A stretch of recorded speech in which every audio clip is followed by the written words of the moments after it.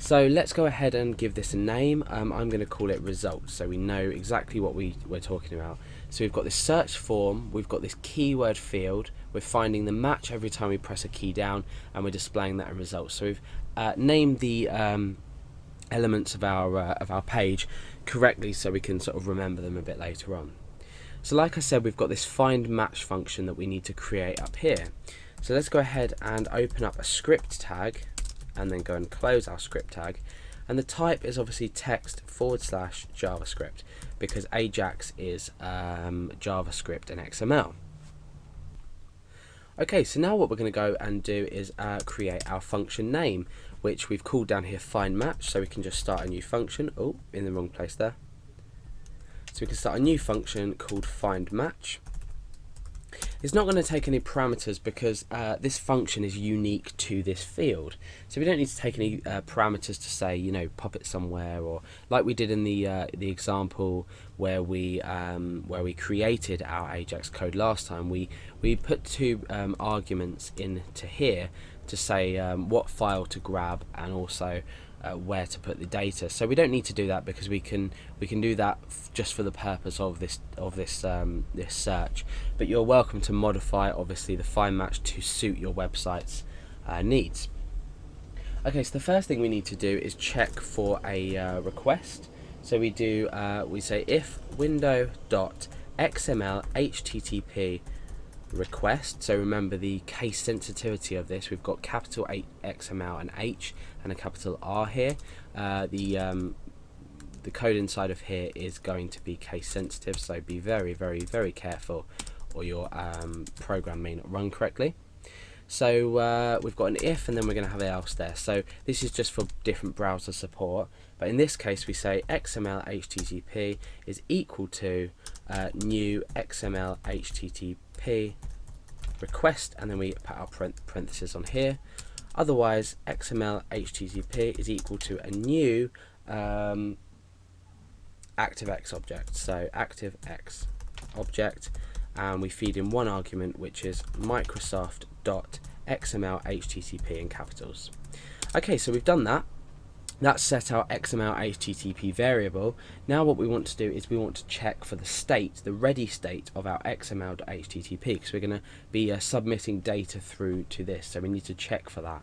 So what we do is we say XML HTTP, and we say dot on ready state, and then what's happening is we're going to equal this to a function, and we're going to have no parameters in this, but the function is going to be inside of here. So when we are ready to do this, sorry, this is on ready state change, by the way. Just noticed that there. So on the state change of our XML HTTP, which is our XML HTTP request object, we need to complete the function inside of these parentheses. So the function is, first of all, we need to make a check. So we need to check the ready state and the status of this. So we need to say if XML HTTP dot ready status is equal to for and XML HTTP dot status. Sorry, this is state. I'm confusing things. So we've got ready state equals 4, and we've got the XML HTTP dot status is equal to 200. This is just to ensure that data is being returned. If data isn't returned, we don't need to carry out the following block inside here, which is grabbing the element by ID, which is the element that we're going to be putting the data into is our results div. So what we're doing is we're saying document, because we're speaking about the overall document, and then we're saying get element by ID, and we need to get the element by ID, which, let's go down here and check. We have called this results, so I should have known that because I did name them so I could remember them. Okay, so we need to type in results in here, and then what we need to do is we need to say .inner HTML, and .inner HTML is basically HTML inside of this div. So we're changing this, so we're making that equal to XML HTTP dot and its response value or response text, so the value of the text in response. So XML HTTP.response text.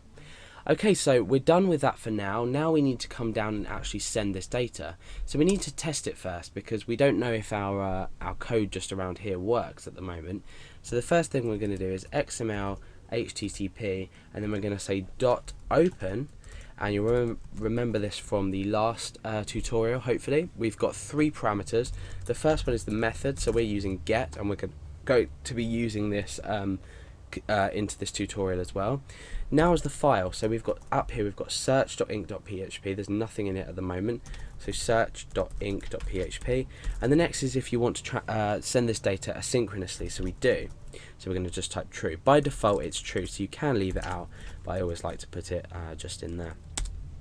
Now we say XML HTTP.send, and we're done. So now what we can do is test this out.